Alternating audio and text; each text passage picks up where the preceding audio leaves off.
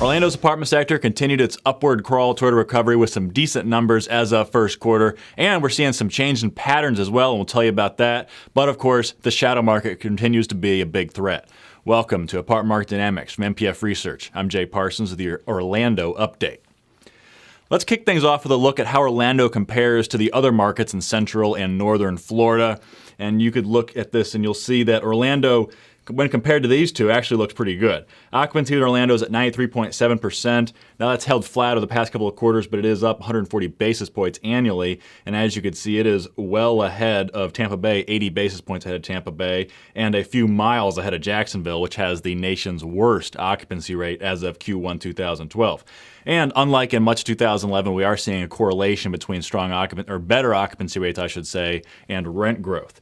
Rents in Orlando are up 4.4% year over year versus 2.1% in Tampa Bay, where rent growth levels have really tapered off, and 1.9% in Jacksonville. And by the way, that 4.4% number for Orlando is the Metro's best year-over-year increase since 2006. And what's interesting is we look at the jobs data, we actually see that Tampa Bay has posted better overall job growth than has Orlando. But oftentimes when it comes to apartment demand, the types of jobs being created are just as important as the numbers of jobs being created. And what we've seen in Orlando is a big increase in the key leisure hospitality services sector. Overall for Orlando, 8,400 jobs added in the year ending February 2012.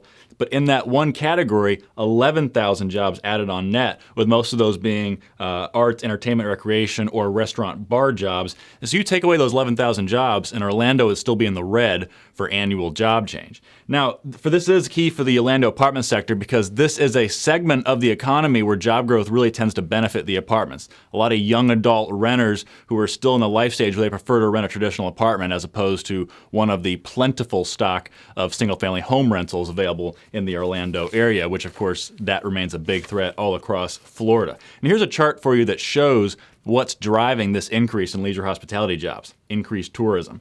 You can see that after dipping in 2009, tourism has been on the rise. In 2011, Orlando had nearly 55 million visitors. That was up 5.5% year over year, and obviously that means more people to service all the tourists.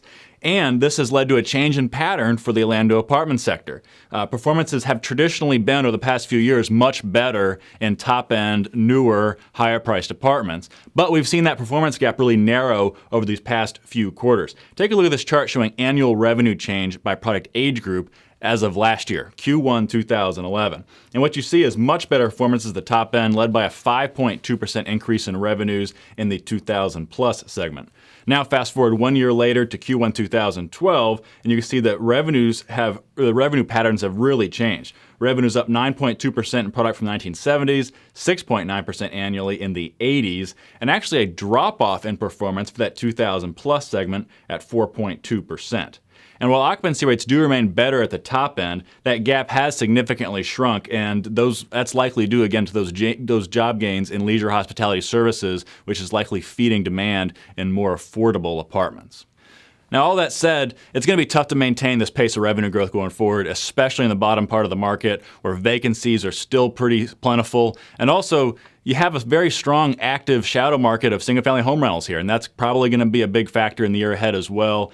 And overall, we're looking for rent growth levels to ease a little bit, right around that 3.5% mark for the next 12 months.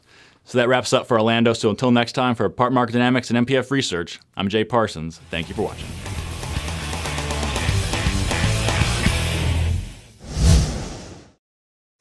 Want more?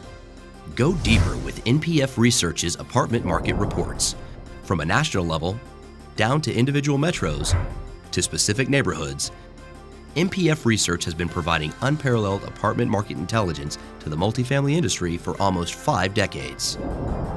Learn more by contacting us at 877-284-4938 or visit www.npfresearch.com and click on Market Reports.